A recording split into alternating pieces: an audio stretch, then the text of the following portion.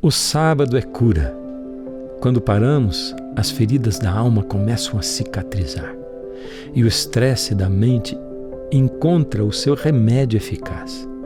O sábado é a terapia gratuita que Deus oferece para o cansaço crônico da nossa geração. Nessa pausa divina, descobrimos que não somos o centro do mundo e que as coisas continuam funcionando sob o cuidado do Pai. Isso nos liberta da ansiedade de querer controlar tudo e nos devolve a leveza de sermos apenas criaturas. Deixe que o silêncio do sábado fale mais alto do que as vozes da sua ansiedade e dos seus medos. É o dia de entregar o fardo pesado e receber o jugo leve de Cristo que promete descanso aos sobrecarregados. Feliz sábado! Que gostoso começar Feliz Sábado com você. A gente começa uma nova temporada, vamos ter Pastor Vinícius e o Communion. Muita música boa, conversa animada. O Feliz Sábado está só começando, então espera um pouquinho que a gente volta depois dos comerciais.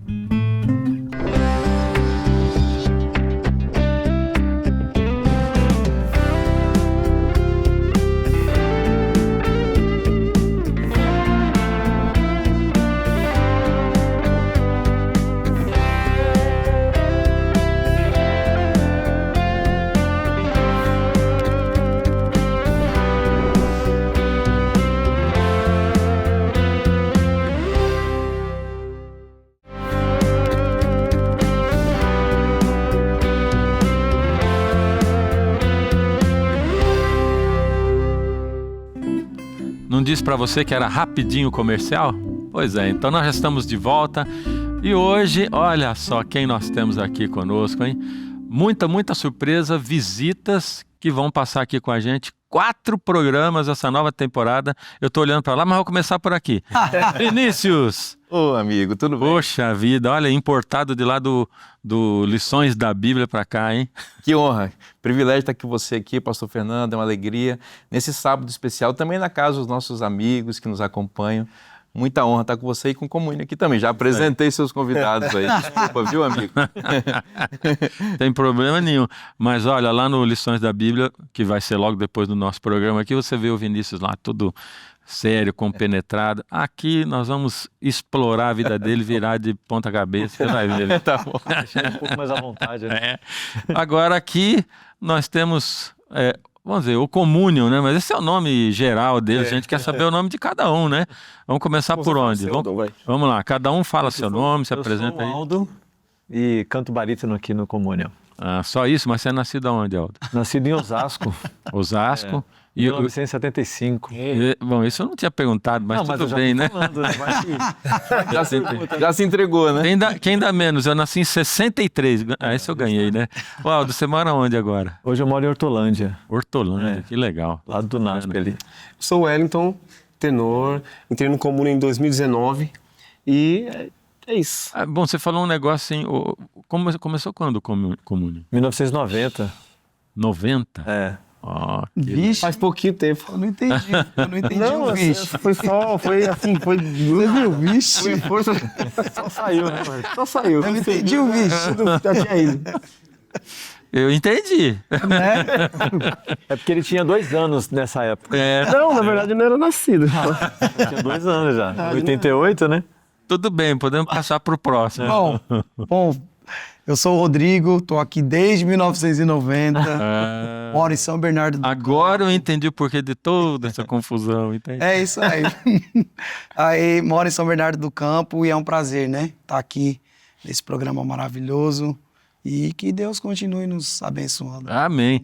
Olha, a gente está começando só, nós vamos saber muito mais, né, sobre eles, vamos começando a conversar e tal. A nossa conversa vai muito além disso. Você sabe, né?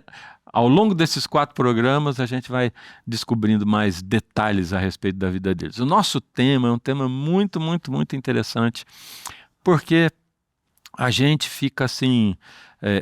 muitas pessoas ficam com dúvida, né?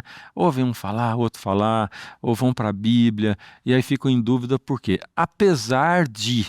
E nós já demos aqui, né, muitas instruções, ou dissecamos a palavra e tal... provas, né, evidências de que Deus fez um dia especial para a gente, tem um propósito para isso, né? O propósito de se conectar, bom, são vários, né? Mas um deles se conectar com o ser humano, de dar esse tempo para o ser humano recarregar as forças e tudo mais, e Deus separou esse dia para ele. Ele começa o mandamento com lembra-te, mas a grande dúvida das pessoas é a seguinte, bom, mas e no Novo Testamento, né?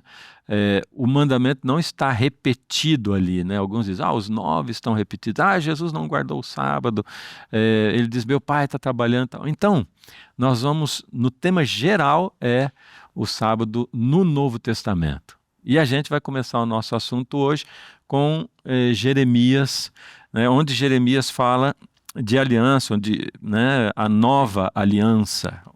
E aqui eu até deixei o texto aqui separado, né, Jeremias 31, de 31 a 33, onde diz assim, eis aí vem dias, diz o Senhor. Isso é o profeta Jeremias falando em nome do Senhor, o Senhor que tinha dado a palavra para ele, né? Eis aí vem dias, diz o Senhor, em que firmarei nova aliança com a casa de Israel e com a casa de Judá. Não conforme a aliança que fiz com os seus pais.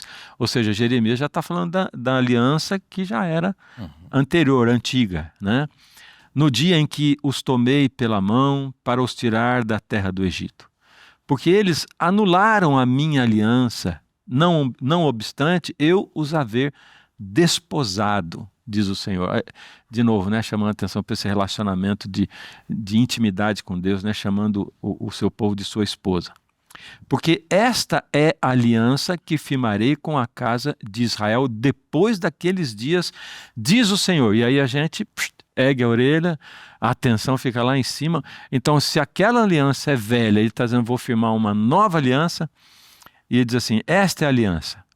Na mente lhes imprimirei as minhas leis, e também no coração lhes inscreverei. Eu serei o seu Deus, e eles serão o meu povo.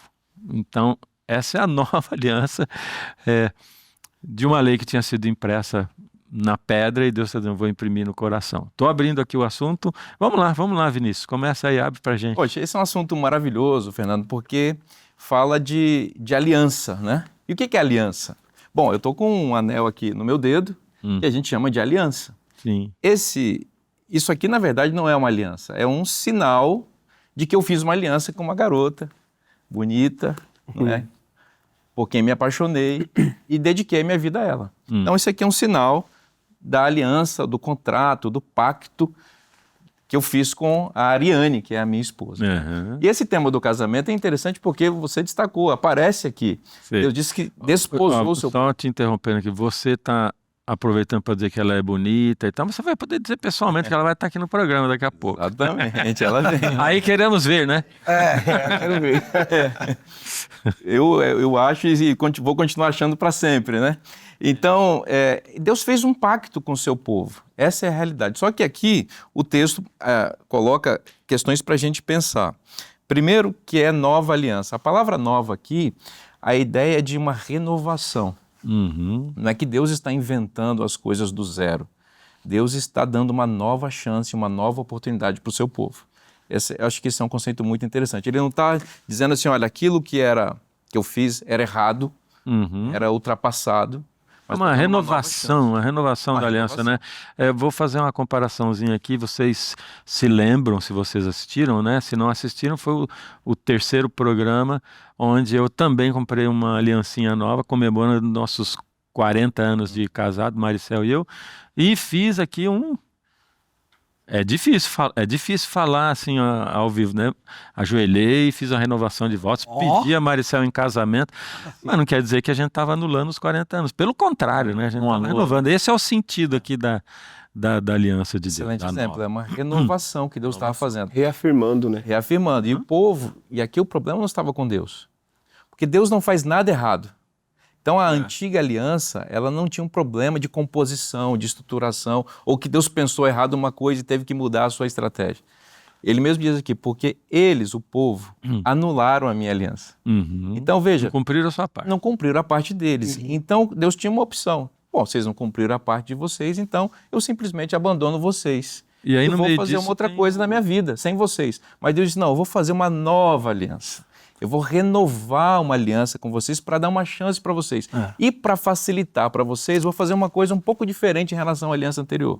Lembra que na aliança anterior eu escrevi as leis nas pedras e vocês viam as leis e aprendiam aquelas leis e tinham aquelas leis como ideal, estava tudo certo. Mas não ficou fácil para vocês não, né? Então vou fazer um negócio. Eu vou pegar aquelas leis lá, as mesmas. Não estou mudando as leis. Só estou mudando o lugar em que elas estão escritas. Elas não estavam escritas nas pedras? Agora eu vou escrever no coração de vocês. Porque eu acho que vai ser mais fácil para vocês me obedecerem, para vocês manterem a aliança, para vocês não quebrarem mais o pacto, como vocês fizeram no Como passado. foi quebrado, né? Exatamente. É como fala de quebrar, já me lembro logo lá de como Deus usa o exemplo, né? De Oséias, né? E como aquela aliança foi quebrada e quebrada. É Deus dizendo assim, olha, vocês simplesmente quebraram o nosso contrato de casamento, vocês foram infiéis, né? E agora Deus renovando essa aliança de novo, né? Falando em aliança, né? Os três são casados aí também? Isso aí. Somos. Sim. É? Somos. Somos. E Eu sou casado desde 2005, 2005. uma moça muito gata, Como é que é o nome dela? Silmara. Silmara. É. Legal. E aí, e a família é você e a Silmara? Temos a Eloá com 15 anos e o Enzo com 8 anos. Ah, que legal. Eu sou casado com a Thaís. Nós temos 2 filhos. Tem o Leonardo de 9 anos e tem a Aham. Cecília agora com 23 dias. Ei, que coisa, hein?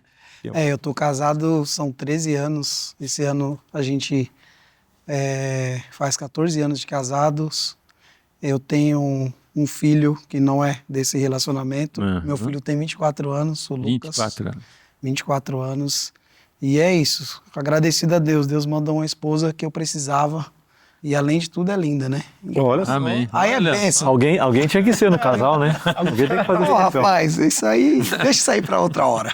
Escuta, vocês estão sempre em harmonia perfeita, assim como vocês estão aqui agora? Como é que é o negócio? Porque andam os três a O vida tempo inteira. todo, né? É. Viajando, são horas de viagem. Vocês viajam todo fim de semana, não? Praticamente. A gente deixa alguns pra estar com a família e tal. Pois é. A gente sempre. A gente estava até conversando, porque assim, a gente tem um privilégio, eu não lembro para quem eu estava explicando na nossa última viagem, que a gente tem o privilégio de ter um bom relacionamento, né? Porque assim, a gente passa muito tempo junto. Importante. Então, muitos grupos, muitas vezes, eles não vão para frente e não ficam muito tempo. Por quê? Porque às vezes não conseguem se entender. E a gente tem esse privilégio, graças a Deus, de se entender. Óbvio, todo grupo tem discussão, né? No caso de ideias, né? Às vezes as ideias não são as mesmas, mas a gente tem o privilégio de estar em harmonia, Sim. porque a gente procura sempre se entender e a gente vive sempre leve. Procura Que bom. viver com leveza para poder... Não, e depois acaba conhecendo, um conhece muito o outro, né? Sim, sim. A gente já sabe como irritar e como também acalmar. É um bem casamento, é um casamento. Eu cantei 8 temos- anos no Quarteto Alço Rei, que era isso aí, e depois mais 8 anos como orador, que também a gente viajava junto, com o quarteto, com a equipe, né? Pianista, equipe, e é um casamento. Eu sempre digo assim, né? Que Família. discussão, briga de marido e esposa é um negócio assim totalmente cruel, porque como você disse, ninguém sabe melhor como destruir o outro, e ninguém sabe melhor como construir o outro. Então, quando decide destruir, destrói feio, vai lá na alma, vai lá Consegue fazer. né? Então, é melhor a gente olhar o outro lado e só construir o outro. Exatamente. Né? Então a gente Isso tem é o que é procurado mais exercer mais esse lado. E aí isso favorece muito na harmonia, né? Vocês aceitariam um novo membro no trio de vocês? Só se for, Olha só se for só. agora. É? Bora, você- ué. Vamos partir para a briga, Não, mas então. aí teria que ser. Não, mas aí. E o pastor Vinícius? Pastor Vinícius, Pastor Vinícius canta. vamos deixar ele também? solando. Ele vai. Só se, como eu disse, só se fosse para vocês ficarem mais humildes e errarem, né? Então é melhor vocês manterem a perfeição. Mas assim, pastor, você hoje é o orador do grupo. Tá bom? Obrigado. Oh, que honra. Obrigado. Novo orador e um novo integrante. Aceito o desafio, nós vamos cantar e eu vou fazer o Bora, seguinte, hein? Vou até tirar meu paletó Boa. Mas para peraí, poder sem ficar ensaio, mais sem nada, parecido com vocês. Né? Porque cantar eu de paletó e vocês sem paletó não dá, né? Estamos na Então, paleta. Vamos ornar. Vamos lá. Olha, até meio parecido aqui.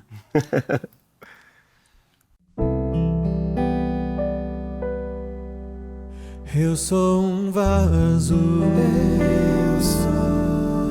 de alabastro, sou um perfume do Senhor. Eu sou um vaso de alabastro, sou um perfume do Senhor.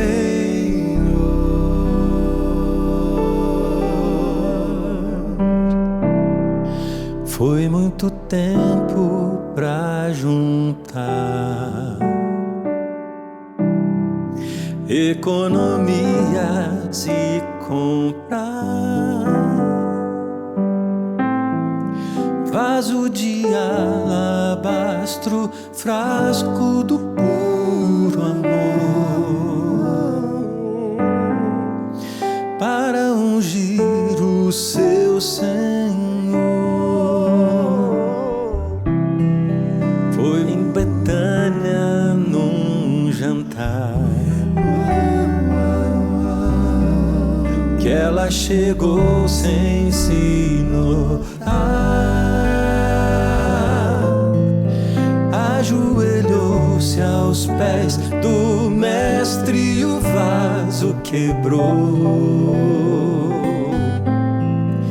e o perfume se espalhou. Eu sou um vaso de alabastro,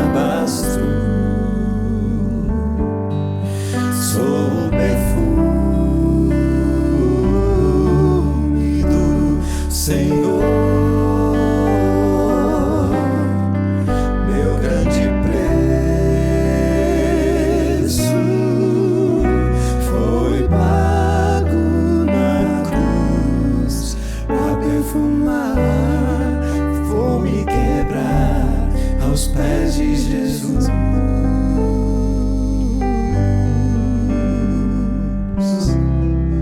Nuvens se formam como um véu, são corações clamando ao céu. Se existe um Deus do alto, eu já cansei de cair. Manda um vaso pra me ungir. Eu sou um vaso de alabastro, sou o perfume do Senhor. Meu grande preço foi pago na cruz pra perfumar. Vou me quebrar aos pés de Jesus. Quando o mundo te desprezar e não puder achar saída, me deixe te perfumar. Eu vou te levar aos pés do Senhor. Eu sou um vaso de alabastro, sou o perfume do Senhor. Meu grande preço foi pago na cruz pra perfumar. Vou me quebrar aos pés de Jesus.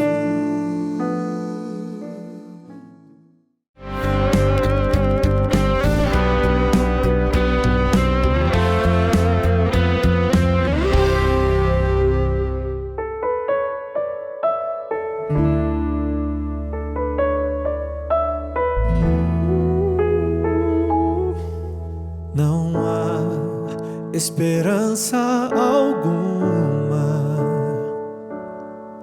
para um mundo onde Deus não está.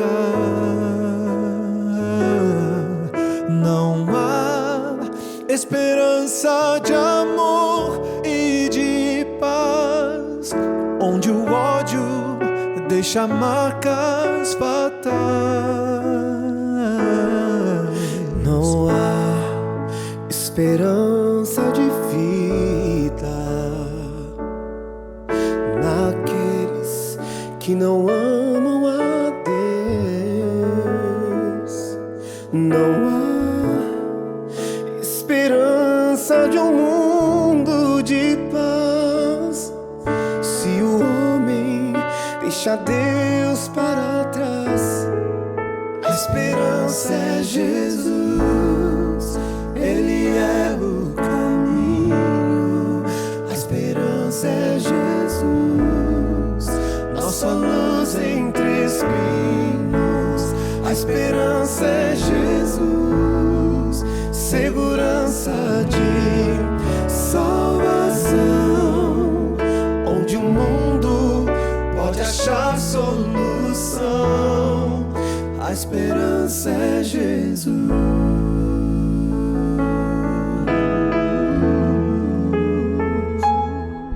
Só há esperança e certeza naquele que é vencedor. Só há esperança no nome de Deus para um povo que não tem mais amor. A esperança é Jesus, Ele é o caminho. A esperança é Jesus, nossa luz entre espinhos. A esperança é Jesus, segurança de salvação, onde o mundo pode achar solução. A esperança é Jesus, Ele é o caminho. A esperança é Jesus, nossa luz entre espinhos. A esperança é Jesus, segurança de salvação, onde o mundo pode achar solução. A esperança é Jesus.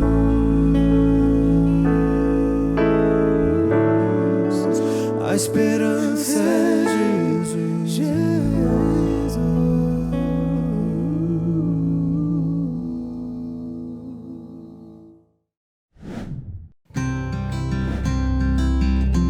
O sábado na minha casa, desde pequenininha, assim, sempre foi muito especial.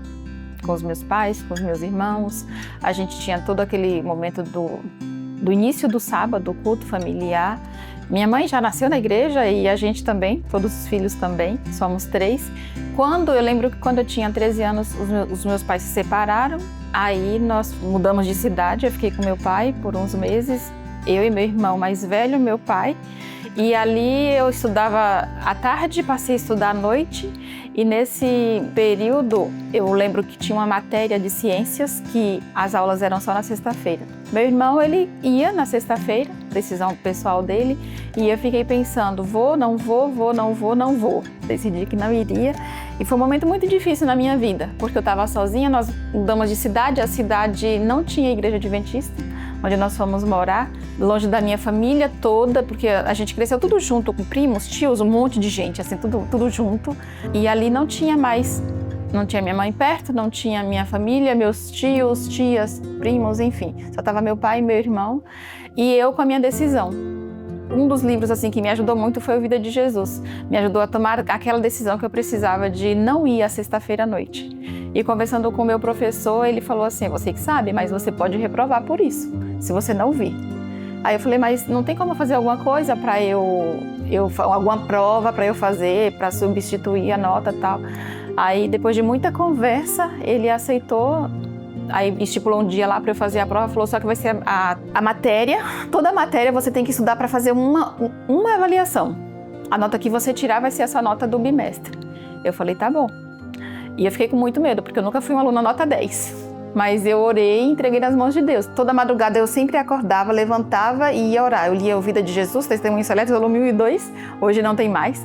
Eu lia e ali eu falava com Deus, né? Falava, Senhor, o Senhor tem que me ajudar, porque eu não vou na sexta-feira, o Senhor tá vendo que eu não vou. Eu tô sozinha aqui, sozinha entre aspas, né? Tinha meu pai, só que eu tava sozinha de igreja, de família, da fé. Eu decidi que não iria, e para minha alegria, assim, Deus me honrou naquele dia, no dia que eu fiz essa prova. Faz muito tempo, mas toda vez quando eu falo ainda me emociono, porque Deus ele sempre foi muito, muito real na minha vida, muito presente. E eu não lembro exatamente a nota que eu tirei, mas eu acho que foi 8 ou 9, não foi 10, não tirei 10.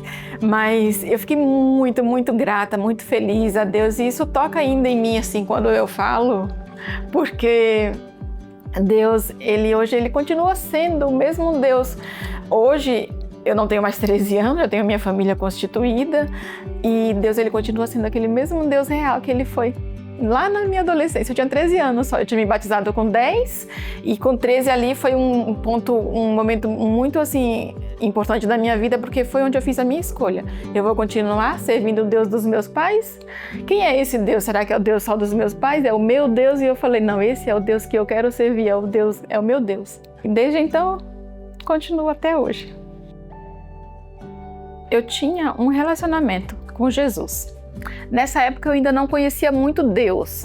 Deus para mim não era o pai que hoje eu reconheço. Eu reconheci um ano depois, quando eu tinha 14 anos, que eu entendi Deus como um pai.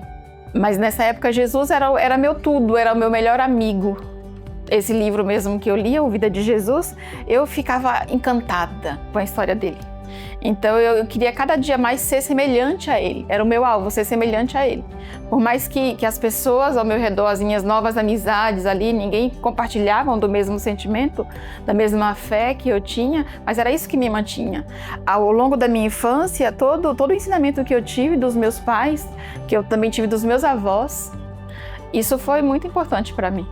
Hoje eu me esforço para passar para os meus filhos, para eles entenderem. Na minha oração eu sempre falo assim para Deus, Senhor, dá sabedoria e discernimento para a Raíssa, dá sabedoria e discernimento para o Mateus, como o Senhor deu para Salomão, para que eles possam compreender quão importante é ser fiel a Ti. Em relação ao sábado, a gente mostra na prática para eles como deve ser.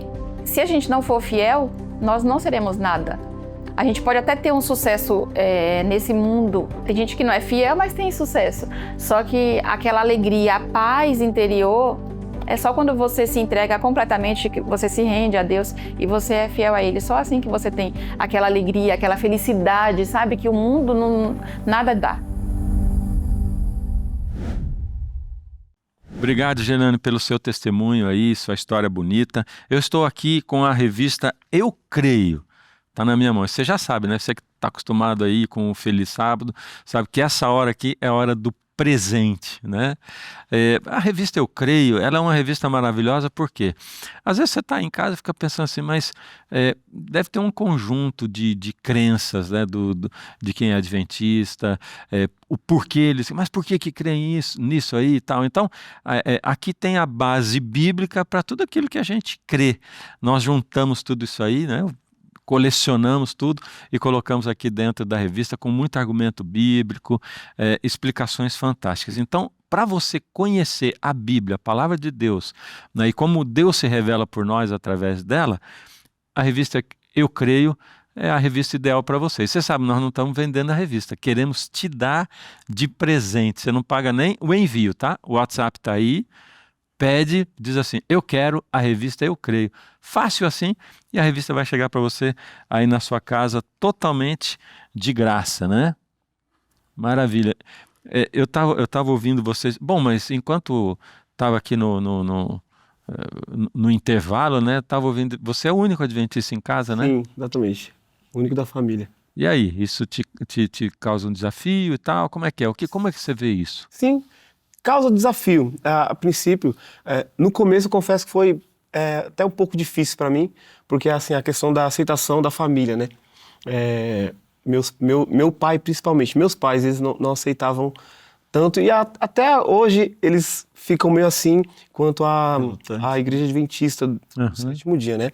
Então, é um desafio, para mim é um desafio por esse motivo. Então, a questão do testemunho, principalmente, né? Então, tipo, por exemplo, eu tô que é assim que viajando, a gente prega, cantando, né? A pregação isso. pelo testemunho mesmo. E quando a gente tá em reunião familiar, o tempo todo, não tem jeito, a gente está sendo observado, né?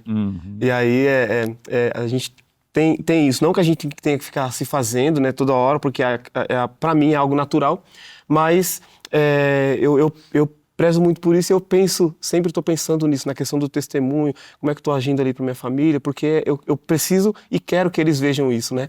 Que há alguma diferença em mim. Eu me lembrei de um tio meu, né? Agora ele é falecido, mas ele era amigo do meu pai desde antes de solteiro, né? Desde antes da época de solteiro. E meu tio, conforme a gente cresceu e tudo, ele era assim um gozador, né? Ele ficava rindo da gente e tal, pelo jeito que a gente falava, não falava palavrão. Ele morava bem no interior, né? Não falava palavrão, as coisas que... O estilo de vida que a gente tinha, que era muito diferente, né? E foi a infância todinha assim, ele ria da gente e tal, era um negócio assim, ele era uma figura, né? Mas eu vi esse meu tio, eu depois de adulto, já formado em teologia e tudo, a gente foi num final de semana visitá-lo, e aí meu pai, meu tio e eu, a gente caminhando assim na calçada, aí sentamos num banquinho de uma praça, e meu pai sentou do lado o meu tio sentou ao lado do meu pai e falou assim, eu tenho que te falar um negócio, viu? Eu parabenizo você tomou a decisão certa na sua vida, entregou sua vida a Jesus, então assim...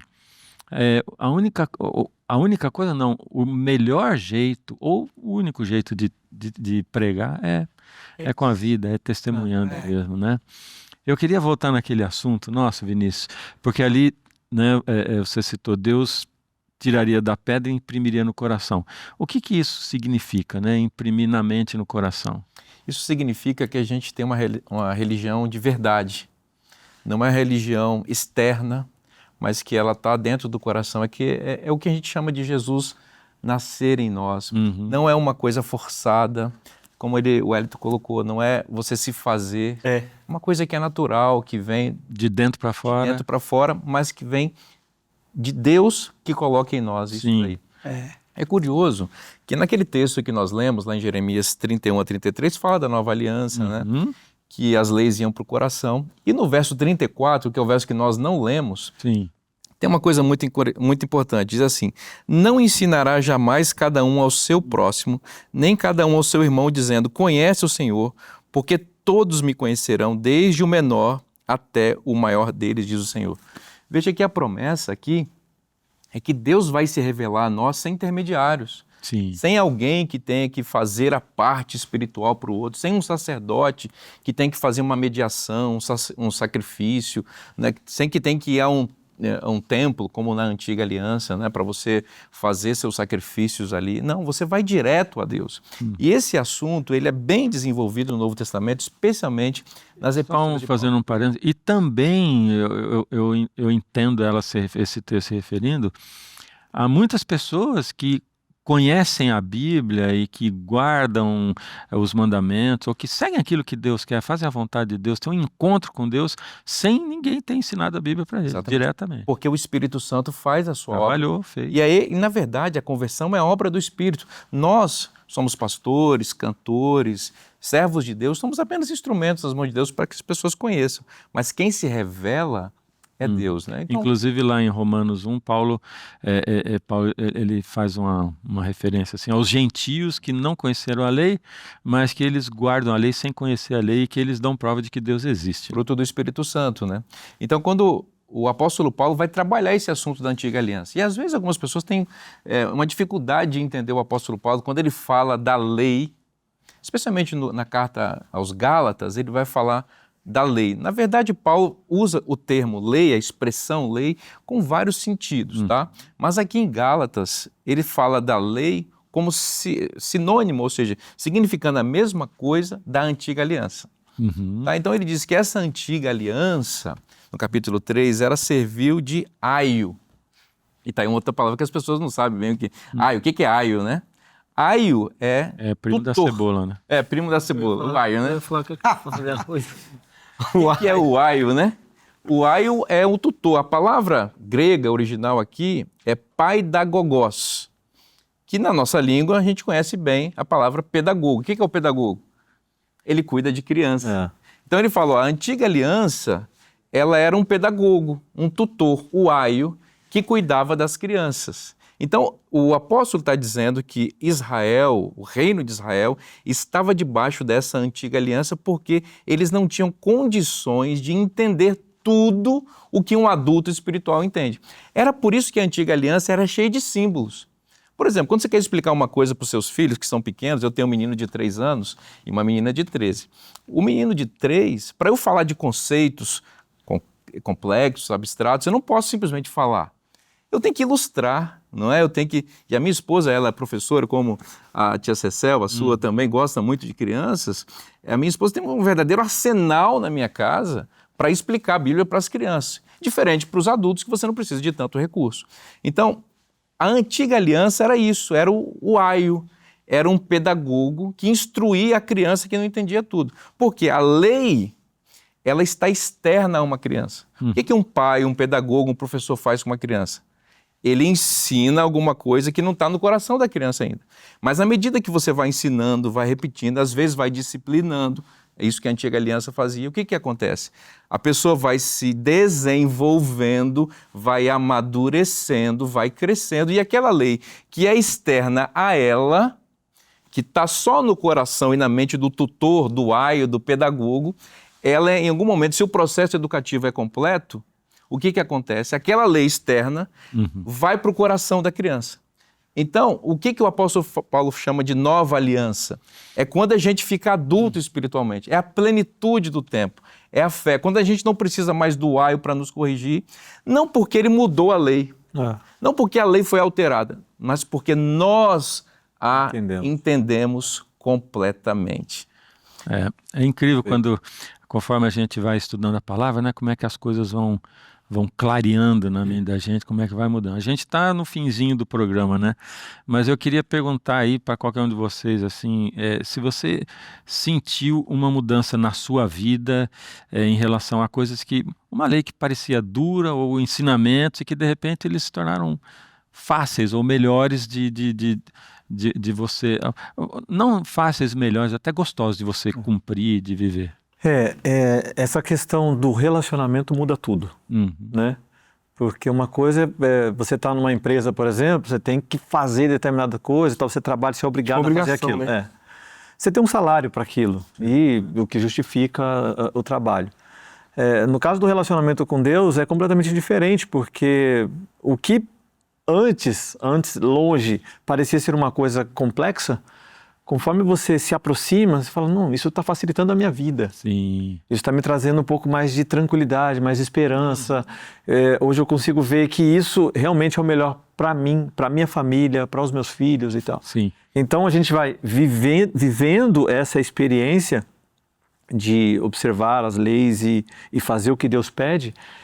A nossa vida ela vai ficando mais tranquila. Sim. Quanto mais próximo, mais tranquila fica a nossa vida. Eu tenho certeza que todos nós passamos por essa experiência, que é, por exemplo, sair da infância, onde muitas regras em casa são chatas e tal, depois o adolescente, que é pior ainda, né? Hoje é legal e aplicar essas leis nos nossos filhos. Aí você aplica nos seus filhos, você fala. E mais interessante ainda, quando você é pai, depois se torna avô. Gente, olha, puxa, que conversa boa, né? Acabou o nosso programa de hoje. É uma pena, né? Mas a conversa continua na próxima semana. Eu quero chamar vocês para a gente orar. Vamos orar? Deus amado, obrigado por essa oportunidade tão gostosa de abrirmos a Tua Palavra. Ela ilumina nossa mente, nosso coração. Que o Senhor coloque pelo Seu Espírito as Suas leis aqui, a Sua Palavra aqui, para que a gente viva testemunhando. Amém. Em nome de Jesus oramos. Amém. Não se esqueça, o sábado é o dia do Senhor, mas a bênção é sua, a bênção é nossa. Feliz sábado, gente.